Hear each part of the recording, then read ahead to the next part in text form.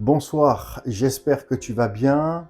Je voudrais partager aujourd'hui avec toi un thème qui est important et qui s'intitule « Que vas-tu faire ?» Que vas-tu faire lorsque tu es KO au sol, lorsque tu es écrasé, piétiné, dévalorisé? Cette vidéo est destinée à t'encourager, à t'aider et à te donner des clés pour en fait regarder plus loin. Regarder à Dieu, ne pas regarder à la situation présente, même si elle est douloureuse, même si c'est de la souffrance, même si c'est de la déception, mais pour apprendre à se relever et à regarder plus loin.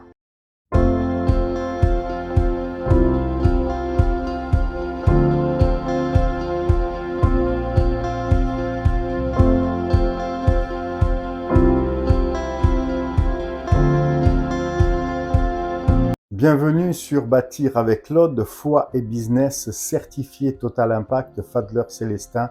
Ici Claude Pétix, c'est parti. Cette vidéo est faite autant pour les croyants que pour les non-croyants. Et j'allais même dire que pour les non-croyants, il peut y avoir aussi des personnes qui peuvent se retrouver dans les schémas, dans les cas de figure que je vais énumérer tout au long de cette vidéo, avec des exemples bibliques et que je vais expliquer et qui seront un enseignement. Nous savons très bien que la vie n'est pas un long fleuve tranquille et que parfois il y a son lot d'une mauvaise saison, il y a une période qui est difficile à gérer et que de par les circonstances, nous sommes appelés à persévérer, à combattre, à résister. Et des fois, nous pouvons avoir ce schéma-là de nous retrouver au sol, KO. Mais est-ce que c'est la fin pour nous? Est-ce que c'est la fin de quelque chose que nous vivons? Absolument pas. Est-ce que nous allons nous décider en fait à nous relever? Et pour apprendre à regarder plus loin et pour savoir ce que nous avons à gérer. Il y a aussi le fait de se retrouver au sol parce que nous avons été écrasés, piétinés, dévalorisés par certains profils, parce que nous n'allons pas forcément plaire à tout le monde. Il y a une dimension de concurrence et parfois même de jalousie. Oui, nous faisons partie de ce monde et dans ce monde, il y a des profils qui ne sont pas forcément toujours en accord avec nous et ça, il faut en être conscient.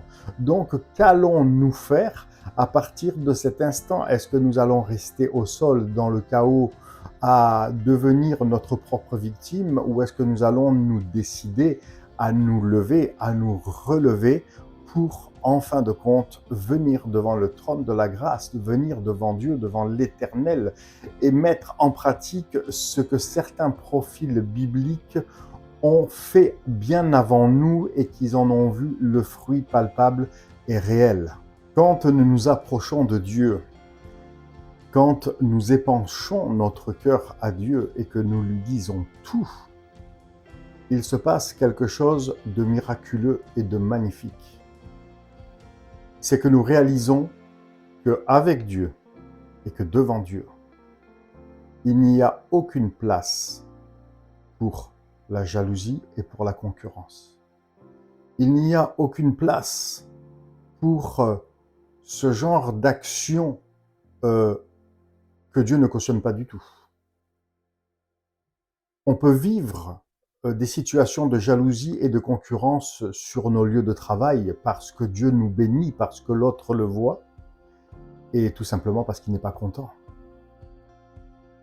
Ça peut être le cas pour un croyant qui fait face à une situation, comme je viens de la décrire, par rapport à un incroyant. Alors là, il faut se placer devant Dieu et je t'encourage à ne pas tomber dans ce piège de la concurrence et de la jalousie, mais à te confier en Dieu parce que c'est Dieu qui va te justifier, parce que c'est Dieu qui va agir en ta faveur. Toi, reste la personne que tu dois être devant l'homme et devant Dieu. Parce que c'est Dieu qui te bénira et c'est Dieu qui te justifiera. Là, je viens de donner un exemple sur un lieu de travail. Et beaucoup de personnes peuvent vivre ce genre de situation. Mais si nous prenons aussi cet exemple-là, au milieu, admettons, d'une assemblée locale, il peut très bien aussi exister une jalousie, une concurrence. Cela devrait nous conduire aussi à nous placer devant Dieu et à mettre sa parole en pratique, sachant, comme je le disais, que Dieu ne cautionne pas du tout cela. Quand je prends 1 Corinthiens chapitre 3, verset 2, l'apôtre Paul dira qu'il a donné aux chrétiens de la nourriture qui est du lait parce qu'ils ne pouvaient pas supporter la nourriture solide, c'est-à-dire la nourriture solide qui amène à la maturité, qui amène justement à sortir de ces ornières d'œuvres, dirons-nous charnelles, de la jalousie et de la concurrence. J'aimerais maintenant prendre un exemple. Cet exemple, c'est Moïse. Moïse a eu un parcours riche, important. Mais les 40 années de sa vie qu'il a passées au désert ont provoqué certaines choses en lui.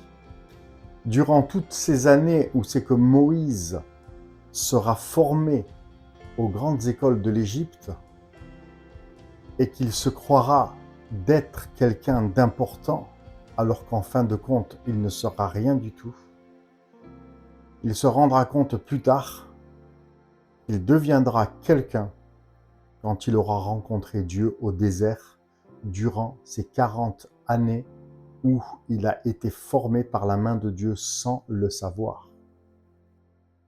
Le jour, la date de ce calendrier divin, de ce rendez-vous divin qu'il aura sur la montagne à Horeb, ce sera le jour où il deviendra quelqu'un d'important avec Dieu.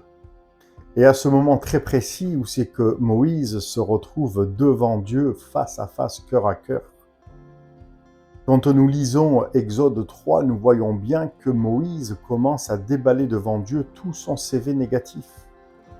Je ne suis pas la bonne personne que tu as choisie, choisis-en un autre, j'ai la langue embarrassée, etc., etc.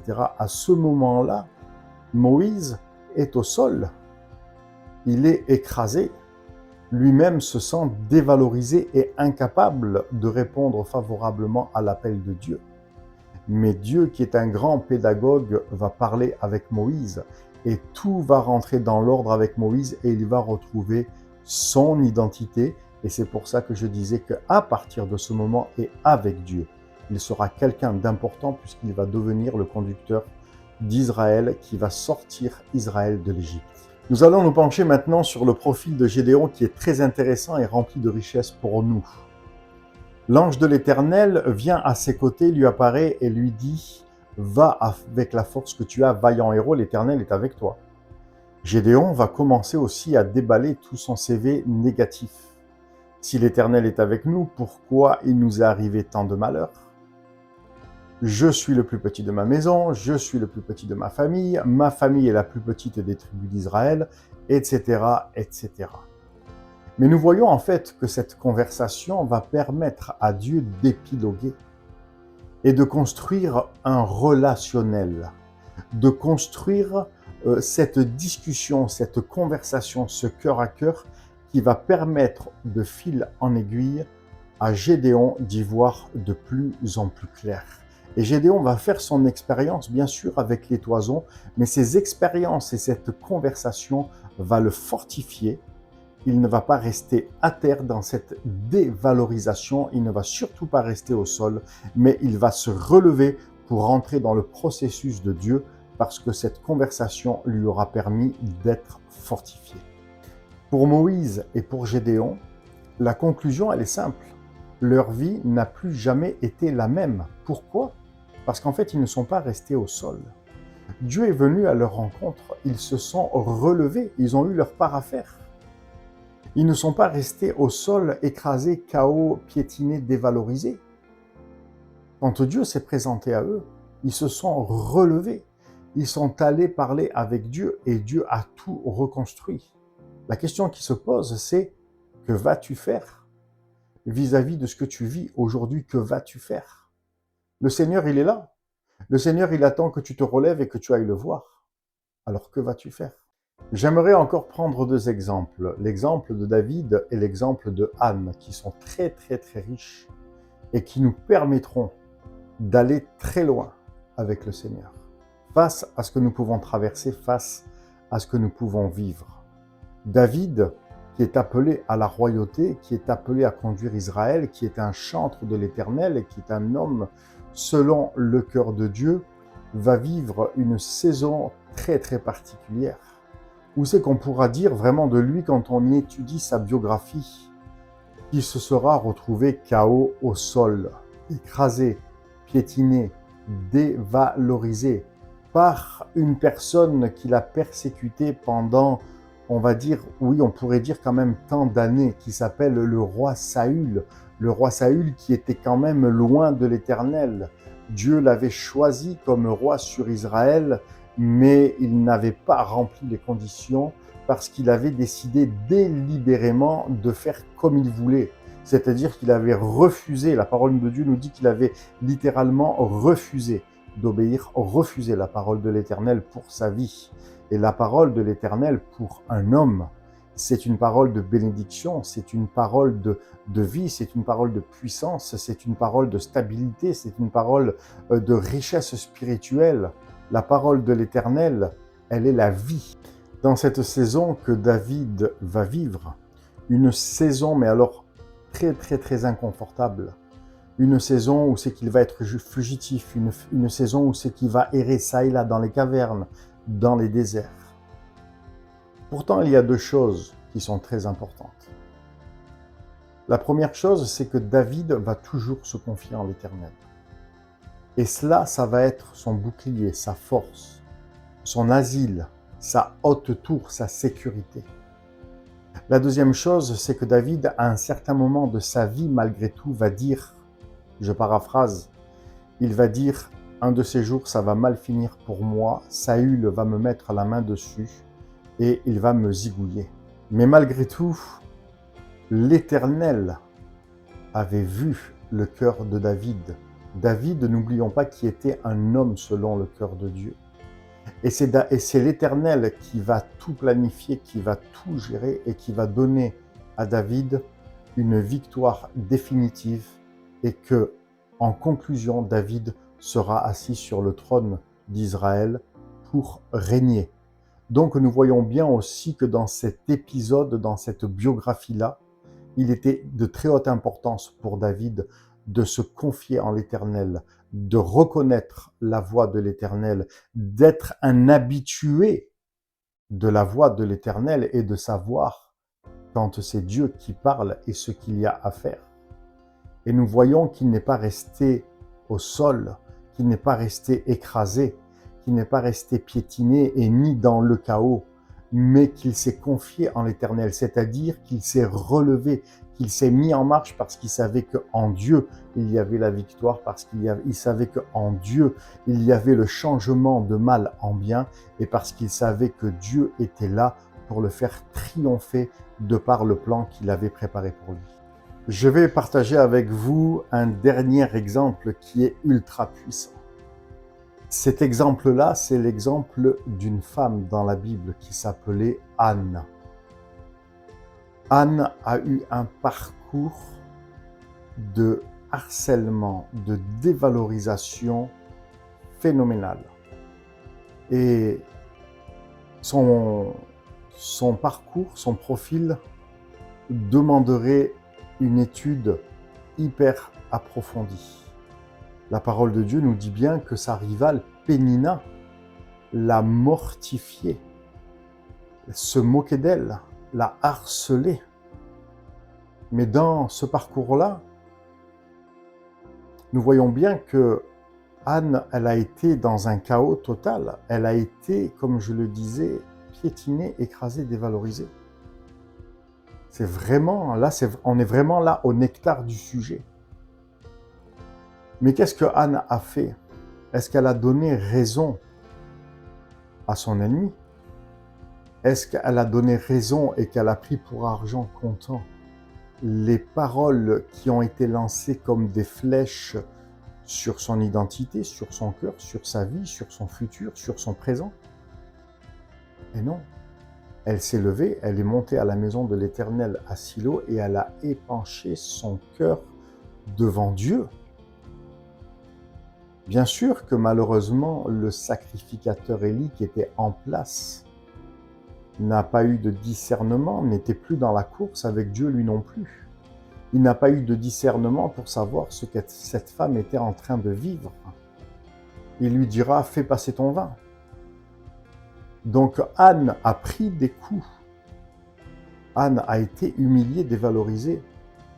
Mais suite à ce qu'elle a épanché son cœur devant Dieu, dans la maison de Dieu, la parole de Dieu nous donne une phrase hyper puissante et hyper importante.